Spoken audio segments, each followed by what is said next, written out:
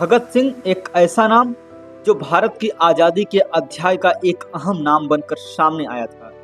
लोग जिस उम्र में शादी विवाह का सपना देखते हैं, उस उम्र में भगत सिंह ने अपनी अहम भूमिका निभाकर अपनी मातृभूमि को आज़ाद कराया था। भारत का एक ऐसा वीर पुत्र जिसको 3 साथियों के साथ आज़ादी से पहले ही मौत के घाट उतार दिया गया। एक ऐसा योद्धा जो सिर्फ 23 साल की उम्र में स्वर्ग सिधार गया।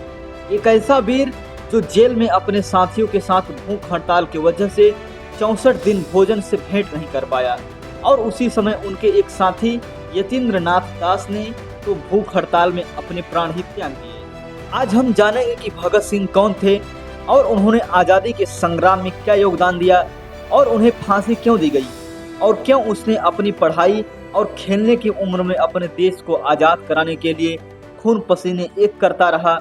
जानेंगे इन सभी बातों को पूरी गहराई से आज के इस वीडियो में। भगत सिंह का जन्म 28 सितंबर 1907 को पंजाब के लायलपुर में एक सिख परिवार में हुआ था, जो आज पाकिस्तान में है। उनके परिवार में क्रांतिकारियों की परंपरा थी। उनके पिता और चाचा भी ब्रिटिश राज्य की लड़ाई के खिलाफ लड़ाई में शामिल थे। छोटे से भगत सिंह के अंदर आज़ादी की अलख बचपन से ही जलने लगी थी। 1919 में जलियांवाला बाग हत्याकांड ने उनके दिल और दिमाग पर एक गहरा प्रभाव छोड़ दिया था। उन्होंने अंग्रेजों के अत्याचार और भारतीयों की दुर्दशा को करीब से देखा। उन्होंने गांधी जी के असहयोग आंदोलन में भाग लिया। जब गांधी जी ने 1922 में चौरी चौरा कांड के बाद आंदोलन को स्थगित कर दिया, तो भगत सिंह का दृष्टिकोण बदलने लगा। उन्होंने महसूस किया केवल अहिंसा से आज़ादी नहीं मिल सकती, बल्कि अंग्रेजों को सशक्त चुनौती देने की आवश्यकता है। इसी सोच के साथ वे क्रांतिकारी संगठन हिंदुस्तान रिपब्लिकन एसोसिएशन से जुड़े, जिसे बाद में हिंदुस्तान सोशलिस्ट रिपब्लिकन एसोसिएशन के नाम से जाना गया।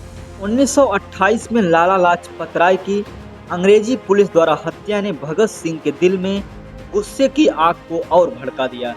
उन्होंने अपने साथियों के साथ मिलकर पुलिस ऑफिसर सैंडर्स की हत्या का प्लान बनाया और इस हत्या को अंजाम भी दिया। इसके बाद भगत सिंह अपने साथियों राजगुरु और सुखदेव के साथ मिलकर एक और बड़ा कदम उठाने का निर्णय लिया। 8 अप्रैल 1929 को भगत सिंह और बटुकेश्वर दत्त ने ब्रिटिश असेंबली में बम फेंका। उनका उद्देश्य किसी को चोट पहुंचाना नहीं था, बल्कि ब्रिटिश हुकूमत को यह संदेश देना था कि भारतीय अब चुप नहीं बैठेंगे। बम के साथ उन्होंने पर्चे भी फेंके जिन पर लिखा था, पहरों को सुनने के लिए विस्फोट की आवाज जरूरी है। इस घटना के बाद उन्होंने खुद को पुलिस के हवाले कर दिया। ये कदम उन्होंने जानबूझकर उठाया ताकि ब्रिटिश सरकार को भारतीय स्वतंत्रता संग्राम की गूंज सुनाई दे। सैंडर्स की हत्या और असेंबली में बम फेंकने की घटनाओं के बाद भगत सिंह और उनके साथियों पर ब्रिटिश सरकार ने मुकदमा चलाया। उन्हें सैंडर्स की हत्या और देशद्रोह के आरोप में दोषी ठहराया गया। भगत सिंह, राजगुरु और सुखदेव को 24 मार्च 1931 को फांसी की सजा सुनाई गई। हालांकि इसे एक दिन पहले यानी 23 मार्च को अंजाम दे दिया गया। उनकी अंतिम इच्छा थी कि उन्हें भारत की स्वतंत्रता तक जीवित रहने दिया जाए, लेकिन अंग्रेजी हुकूमत को यह मंजूर नहीं था।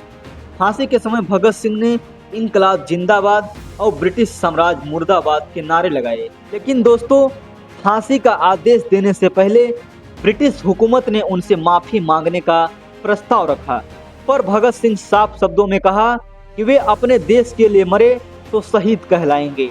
उन्हें किसी भी तरह का पछतावा नहीं था। उन्होंने इस सजा को गर्व से स्वीकार कर लिया, जैसे कि वे भारत माता के लिए एक अंतिम बलिदान दे रहे हों। उनकी फांसी की खबर सुनकर पूरा देश शौक में डूब गया। भगत सिंह का योगदान भारत के आज़ादी के आंदोलन में असीमित था।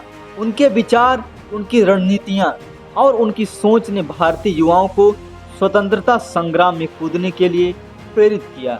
उन्होंने देशवासियों के दिल में आज़ादी की चिंगारी जलाई और यह साबित किया क्रांति की राह पर चलते हुए भी हम देश प्रेम का संदेश फैला सकते हैं। उनके विचारों में समाजवाद और एकता का संदेश था, जो आज भी हमारे लिए एक प्रेरणा का स्रोत है। भगत सिंह क्रांति को हथियार की तरह नहीं, बल्कि एक विचार की तरह समझाया। उनका मानना था कि असली आज़ादी तब मिलेगी जब भारत एक निष्पक्ष और बराबरी का समाज बन जाएगा। उनकी शहादत ने देश के नौजवानों में जोश भर दिया और ब्रिटिश सरकार को ये एहसास कराया कि अब उनके दिन गिने जा चुके हैं। आज़ादी के इतने साल बाद भी भगत सिंह का बलिदान और उनका साहस हमें प्रेरित करता है। उन्होंने अपने जीवन में जो किया वो इतिहास में अमर हो गया। उनकी शहादत को सलाम और उनके विचारों को हमारा नमन। उनके बलिदान की गाथा को सुनकर हमें अपने कर्तव्यों का एहसास होता है और हम समझते हैं कि आज़ादी का मतलब केवल अधिकार नहीं बल्कि कर्तव्य भी है। दोस्तों, ये थी हमारे शहीद आजम भगत सिंह की कहानी। उनके जीवन से हमें सीखने को मिलता है कि आज़ादी केवल एक अधिकार नहीं है बल्कि एक जिम्मेदारी भी है। अगर आपको भगत सिंह की ये कहानी पसंद आई हो तो लाइक, शेयर और सब्सक्राइब करना ना भूलें। भारत माता की जय।